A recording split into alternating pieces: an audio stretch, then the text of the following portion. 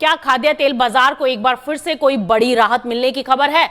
दरअसल यूक्रेन की सरसों की क्या शानदार पैदावार खाद्य तेल की कीमतों पर दबाव बना सकती है और क्या बेहतर उत्पादन की उम्मीदें विदेशी तिलहन बाजार की दिशा को भी बदल पाएंगी? दरअसल तिलहन बाजार से ऐसी ही कुछ खबरें निकल कर आ रही हैं। युद्ध की चुनौतियों के बीच भी यूक्रेन में सरसों की फसल उम्मीद से बेहतर दिखाई दे रही है।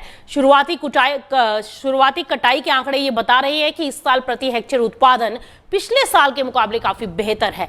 यूक्रेन के ताजा सरकारी आंकड़ों के अनुसार 13 जुलाई तक सरसों की औसत उपज 1.94 टन प्रति हेक्टेयर रही और ये पिछले साल की समान अवधि के मुकाबले करीब 20% ज्यादा है।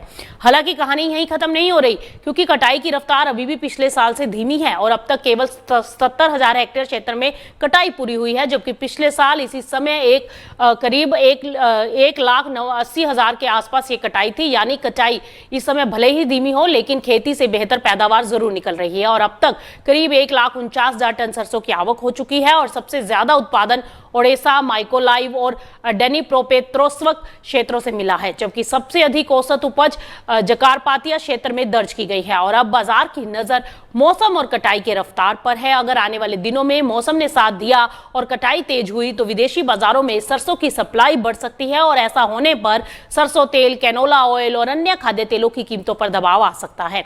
वहीं भारत जैसे बड़े खाद्य तेल आयातक देशों के लिए भी ये एक अहम संकेत हो सकता है। यानी फिलहाल संकेत ये देखने को मिल रहे हैं कि यूक्रेन के खेतों से अच्छी पैदावार की खबरें आ रही हैं, लेकिन बाजार की तो असली दिशा इस बात पर तय होगी कि पूरी फसल कितनी तेजी से मंडियों और निर्यात बाजार तक पहुंच पाती है।